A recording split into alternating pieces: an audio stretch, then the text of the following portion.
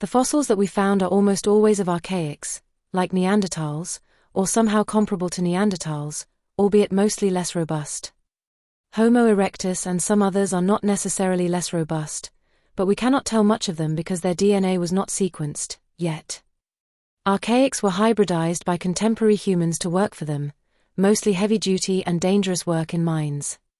Fossils of Archaics are more frequently found than fossils of their contemporary humans, because these Archaics, differently than the humans that put them to work, systematically died in the mines where they worked in, or in the caves nearby, where they were held captive when not working.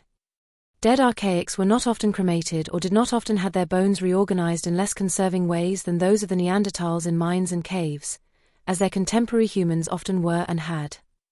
Resuming, Archaics were better conserved to be found as a fossil than their contemporary humans were. Further damaged stone tools would not be recycled and obviously conserved well, to be found more frequently.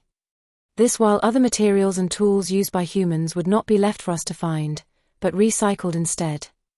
Even if there had been much more humans than we suppose there were, we rarely will find their fossils and tools. As said, the supposed Neanderthal hunter-gatherers systematically died in or died close to mines, which makes no sense for hunter-gatherers.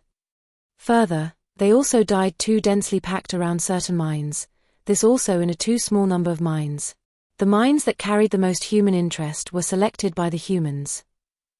All this compared to how few Neanderthals died in hunting grounds, that should be more of their interest and also would be more dangerous, even only considering those that are close to caves without mines. In other words, mines were selectively chosen in function of the mining itself, not at all in function of hunting or gathering. All indicates Archaics were not in the mines where their fossils are found to hunt nor to gather, but instead were there to mine, or rather were forced to mine, and most probably were held in captivity or under supervision all along.